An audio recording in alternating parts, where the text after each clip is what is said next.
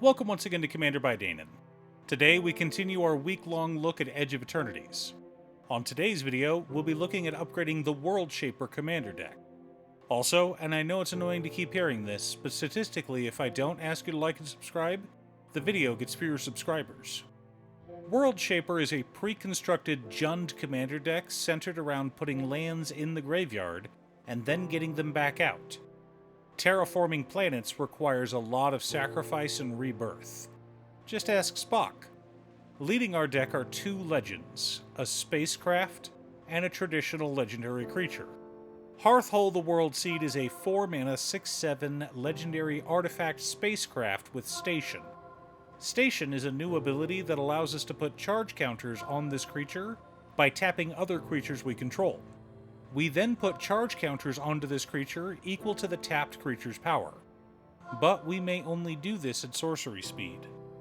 If Hearthhole has 2 or more charge counters, it gains pay 1, tap this card, and sacrifice a land. If you do, draw 2 cards, and you may play an additional land this turn. If we have 8 or more charge counters, it also gains Flying, Vigilance, Haste, and, whenever we sacrifice a land, each opponent loses 2 life. Our other commander is Zaral, Genesis Shepherd, a 5-mana 2/5 legendary insect druid with flying. It allows us to play lands from our graveyard.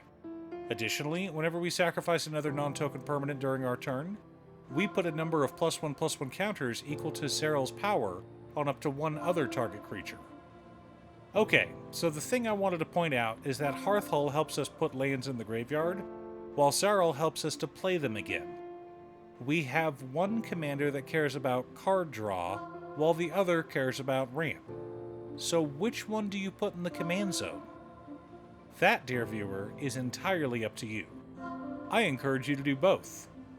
Unfortunately, that means we won't be splitting this deck like we did for yesterday's video. Instead, we have some budget upgrades. How budget, you ask? How about $10? Well, before we get to our deck list, a quick word from our sponsor, Ultimate Guard.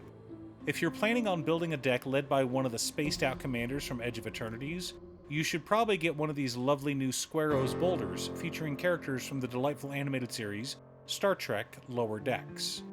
You can collect all of them, like this one featuring Brad Baumleer. Pick yours up today at your local game store, or order them online at Amazon. Click the link down below to go to Ultimate Guard's Amazon store. Okay, so before we get into what cards we're swapping, I wanted to compare the deck to our checklist. What checklist? I'm so glad you asked, dear viewer.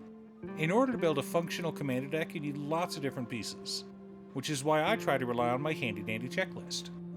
50 mana sources, usually split between 37 lands and 13 pieces of ramp, 10 pieces of card advantage, 8 to 10 pieces of spot removal, 2 to 3 board wipes, 2 pieces of graveyard hate, and 1 sudden I win card.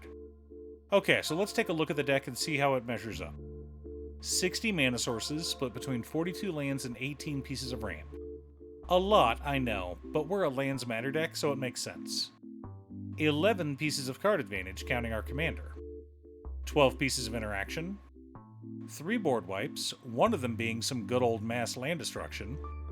2 pieces of graveyard hate in Rakdos Charm and Bojuka Bog. No sudden I win cards. Okay, so the thing we're lacking in this deck is a win con. Let's see about fixing that. To start, I wanted to add a few more ways to play lands from the graveyard. This assumes, of course, that Hearthhole is the commander. So we've got Raminap Excavator and Perennial Behemoth.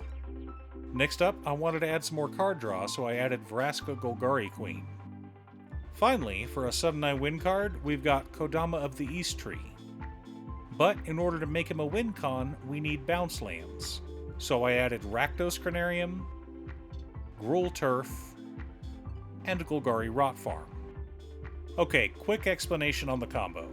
You need 1 bounce land in hand, Kodama of the East Tree on the battlefield, and one of our landfall effects that create a token whenever a land enters the battlefield. Rampaging Baloths will work for this example. We play our bounce land and have 3 triggers on the stack. Rampaging Baloths, Kodama of the East Tree, and the bounce land's trigger all go on the stack. We resolve the bounce land by targeting itself, returning it to our hand. We let Kodama's trigger fizzle, and then resolve Rampaging Baloths, creating a 4/4 Beast token. That token triggers Kodama of the East tree, allowing us to put a permanent from our hand onto the battlefield. Oh look! We have a bounce land in hand. How convenient. We play the bounce land, triggering Rampaging Baloths and the bounce land. We return the bounce land to our hand and create a 4/4 Beast token. The Beast token triggers Kodama of the East tree, allowing us to put the bounce land back on the battlefield. Repeat ad infinitum. So, what are we cutting and why? Okay, first the easy ones. I didn't want to cut any of our fetches, so we're cutting the Pain lands in a swamp. The other lands all have functionality or are typed, so we can fetch them with Skyshard Claim, Nature's Lore, or Farsi. The Pain lands are not bad lands, but bounce lands serve our purpose better. And as far as what basic to cut, I went with a swamp because we had a few too many and 3 of our utility lands produce black mana anyway. Next up, we're cutting Urg, Spawn of Turg. Not a fan of this magic card being in this deck. He's just kinda there. Also, I've never been a fan of Jerry, Master of the Review, so she's getting cut as well. Finally, Centaur Vinecrasher seems rather weak in this deck, so he also got the axe. Are you picking up a copy of World Shaper? What are your plans with the deck? Leave a comment below. Thanks for tuning in. Once again, a huge shout out to my editor Cutestuff. I couldn't make these videos without her. If you'd like to hire her to edit your own videos, she can be reached at cutestuff.edits@gmail.com. Link is down below. If you're looking for ways to support the channel directly, you can head on over to patreon.com/Danon. You can have a video made or just ask for help building or tuning a deck list.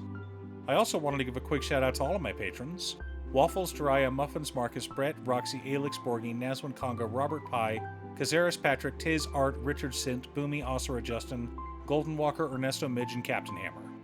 You guys are awesome. I post new Commander Deck videos every weekday, so be sure to subscribe and ring the bell to be notified of new videos. Again, thanks for watching, and I'll see you all again next time on Commander by Danon.